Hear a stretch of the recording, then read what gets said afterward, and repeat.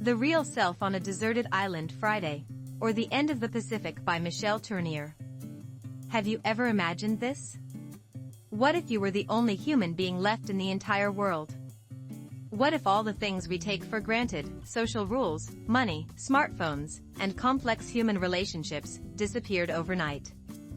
Would we still know how to live? These questions might seem strange or unnecessary, but the book we will explore today, Michel Tournier's Friday, or The End of the Pacific, powerfully confronts these very issues in vivid detail. This book goes far beyond a simple adventure story. It raises deep, thought-provoking questions about how we live, what we value, and what it truly means to be human. Some of you might find reading books challenging or dull, but this story is accessible to everyone. You don't need special knowledge or education to enjoy it, just the innate human instinct and imagination that lie within us all. More importantly, it has the power to transform how we view our lives. So, let's embark on this journey together into the world of the deserted island. 1. Isolation in the vast ocean. Robinson's solitary kingdom. The story begins with a man stranded on a deserted island after a shipwreck, Robinson Crusoe. Doesn't the name sound familiar? Originally, he was the protagonist of a famous novel, but this book reimagines Robinson's tale in a completely new light. Cast alone on an island in the middle of the ocean, Robinson faces despair as he confronts vast isolation and loneliness.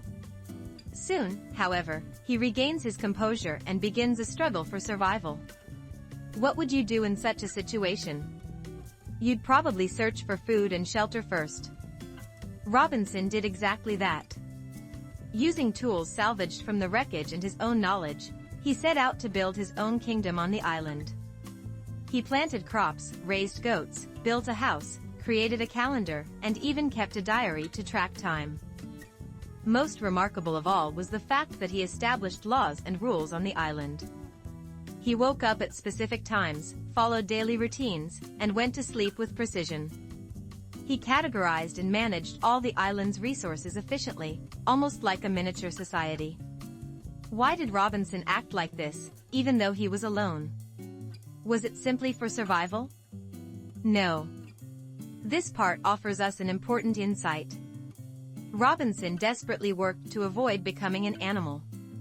He tried his hardest to remain rational and civilized, to retain his identity as a human being.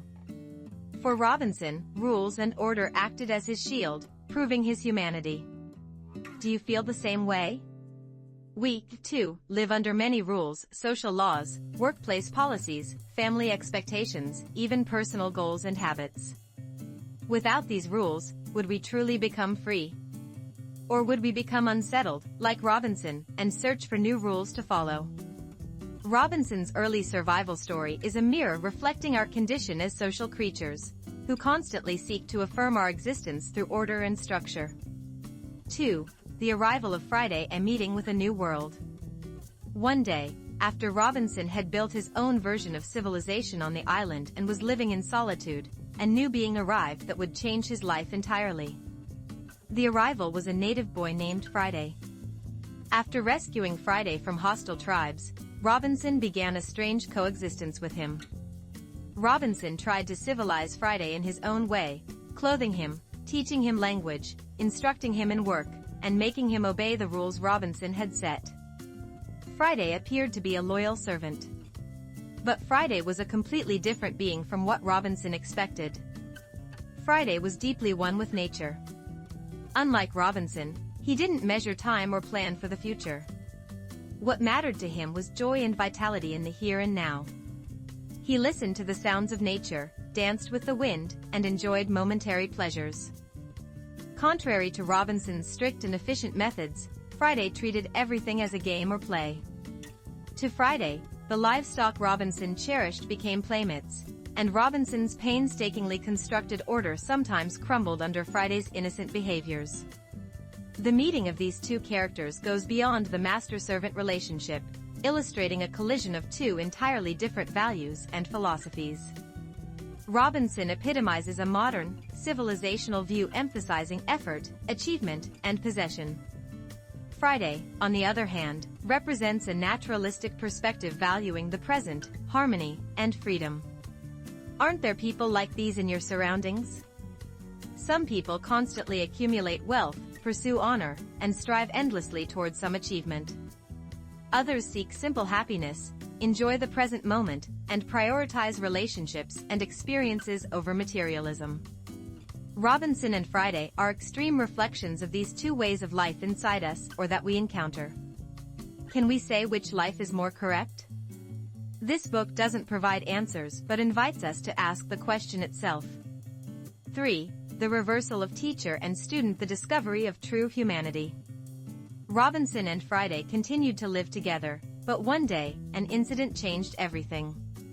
The gunpowder Robinson had stored on the island exploded, destroying all of his hard-won civilization in an instant. His fields became barren, his house collapsed, and all the tools and possessions he had cherished were gone. This explosion symbolizes the destruction of Robinson's civilization prison. Though devastated by losing everything, Robinson also gained freedom. He no longer had to pretend to be a civilized man or follow rules. He finally began to accept Friday's way of life, which was in harmony with nature. Roles were now reversed. The former teacher, Robinson, became the student learning from Friday. Robinson discovered joy in play, the value of the moment, connection with nature, and the purity of simplicity from Friday. No longer did he suppress himself with reason and control. Instead, he ran freely in nature, guided by his body and senses. Robinson's transformation was remarkable. He chose a muddy, bare body over clean clothes, freedom over rigid rules, and joyful play over efficient labor. He became a being embraced by the vast natural world, shedding the mask of civilization. Only after discarding that mask could he finally face his true self. This process offers us profound insight. Perhaps many things we consider humane are simply templates imposed by society. We beat ourselves up to earn money, to gain recognition from others, to become better people, but in the process, we sometimes lose our true selves.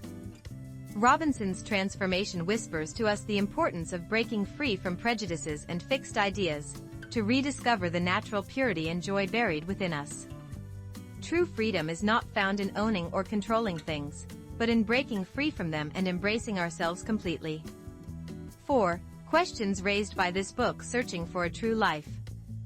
Friday, or the End of the Pacific, is more than just a story about a deserted island. It poses questions that we will all ponder throughout our lives. What truly is civilization or savagery? Are the things we call civilization really superior and correct?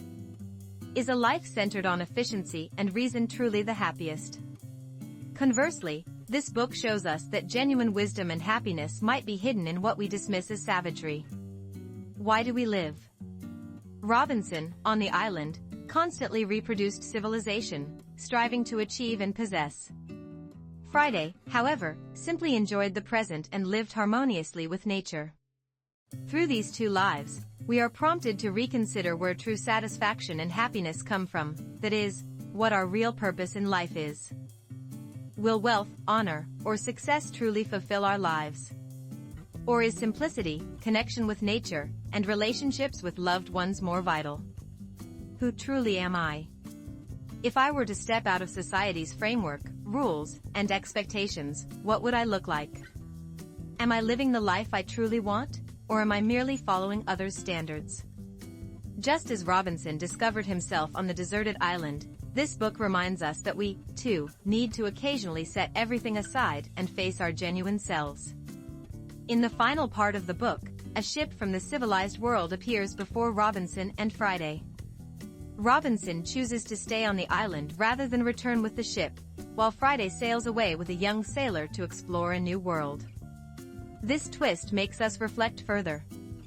Robinson found true freedom and happiness on the island, while Friday embarked on new adventures and transformations. Neither choice is right or wrong, each pursued a lifestyle suited to themselves. In conclusion, a recommendation to you. How are you feeling now? I hope this book's story has stirred some thoughts within you. Friday, or The End of the Pacific is not a challenging book exclusive to scholars or literary critics. Instead, it offers the most essential questions about life, wrapped in a compelling narrative.